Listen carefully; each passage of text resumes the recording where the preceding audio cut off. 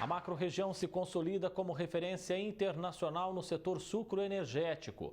Uma comitiva filipina esteve em Sertãozinho para conhecer novas tecnologias e importar experiências na produção da cana-de-açúcar. O grupo de 12 filipinos, incluindo produtores agrícolas, usineiros e autoridades locais, desembarcou no Brasil com a missão de percorrer regiões para conhecer as mais variadas técnicas e inovações na cadeia de produção sucroenergética. A responsável técnica pelo projeto é a Universidade Federal de São Carlos, através da ONU. Uma das paradas obrigatórias da comitiva foi a Associação de Plantadores de Cana em Sertãozinho, que atende mais de 90 municípios de todo o estado.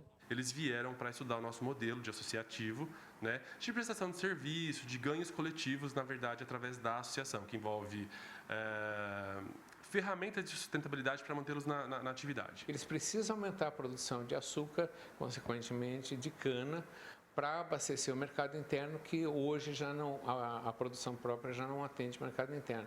Então, é uma das maneiras de eles incrementarem, buscar quem tem mais informações de melhor qualidade para poder auxiliá-los. As Filipinas estão entre os 10 maiores produtores de açúcar em todo o mundo. De acordo com a Agência Reguladora do Produto, em janeiro do ano passado, o país produziu mais de 657 mil toneladas de açúcar bruto, um aumento de 4% em relação ao ano anterior.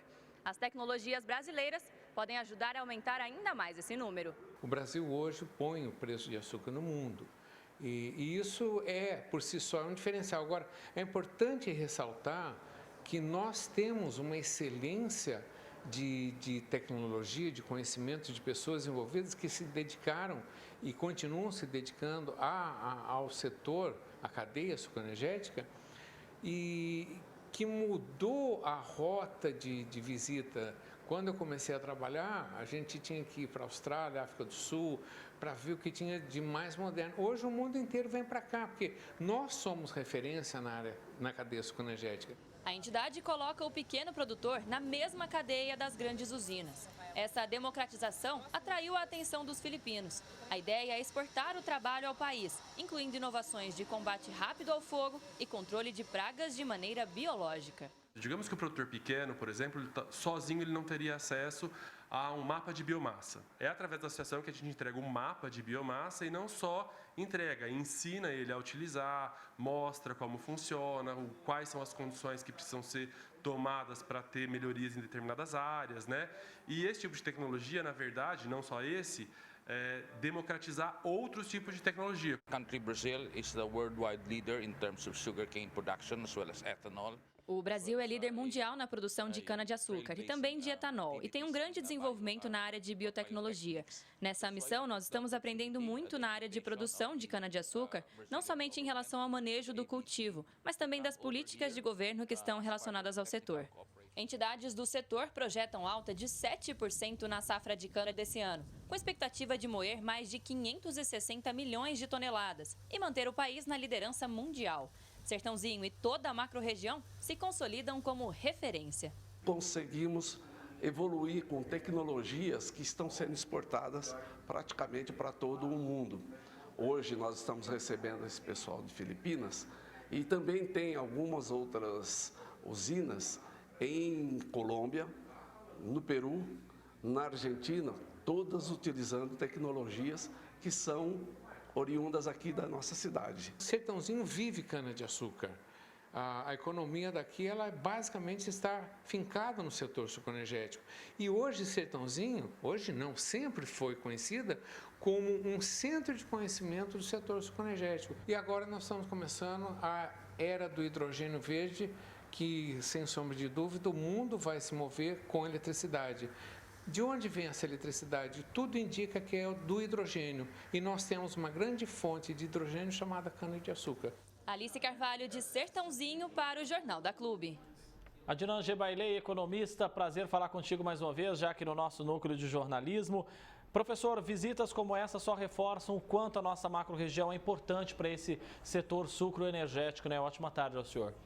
Ótima tarde a você, ótima tarde a todos que nos assistem.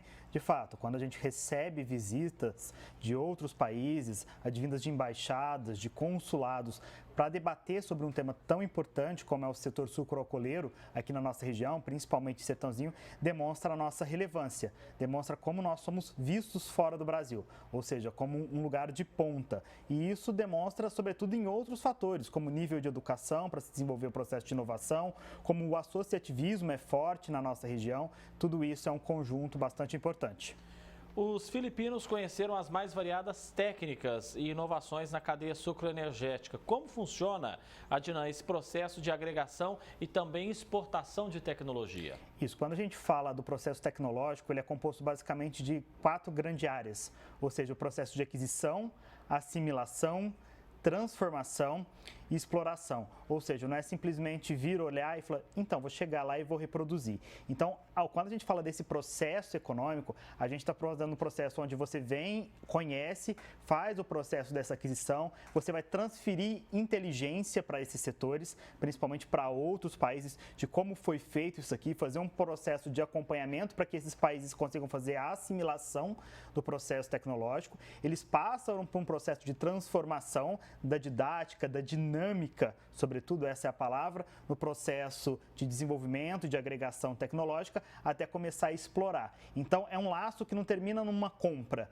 né? Ou seja, não é simplesmente você comprar a tecnologia. Você tem toda uma cadeia produtiva que vai gerando recursos e demandando ainda mais a nossa região no processo de educação, principalmente, que é a chave motriz aí para o desenvolvimento tecnológico.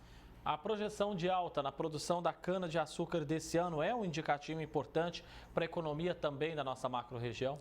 É um indicativo importante, sim. É um indicativo de ambos os lados, desde o processo de geração maior de empregos, de mais compra de maquinário e de insumo, ou seja, de gerar um processo de um gasto que vai além do gasto, né? Ou seja, um efeito multiplicador da moeda, se a gente tivesse que usar um termo econômico keynesiano, mas também quando a gente olha para outro lado, a gente está falando de um processo onde com uma maior produção a gente deve ter uma queda do preço do etanol, principalmente se a gasolina começar a ceder, se a gente começar a de alguma forma ter essa queda, essa diminuição do valor do dólar que está contendo ao longo das últimas semanas, chegando aí próximo a 5,5, 5,10.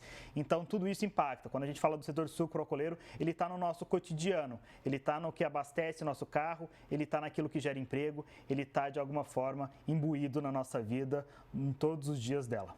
Adnan, estar em evidência internacional também é fundamental, né, para atrair aí novos investidores, fortalecer até a nossa produção local.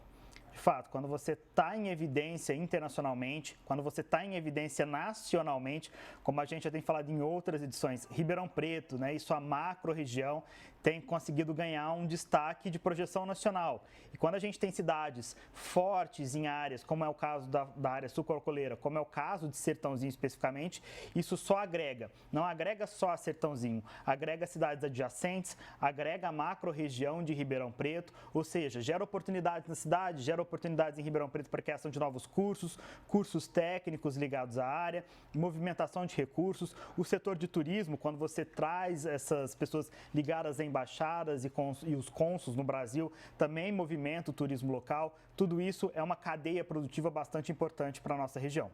Esse trabalho colaborativo entre os países, principalmente nessa troca de experiências, de inovações, de tecnologia, tem muito a agregar e aí para ambos os lados, né?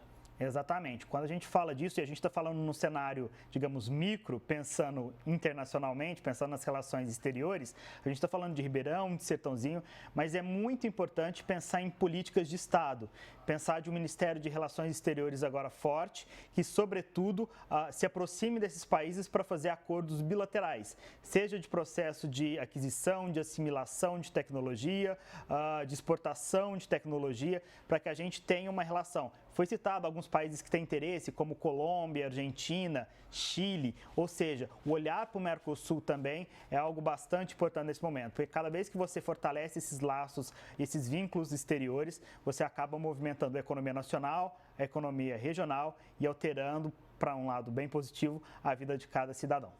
Adnan Gebailei, economista, agradeço muito a sua presença mais uma vez aqui no Jornal da Clube. Ótimo fim de semana. Eu que agradeço. Até a próxima.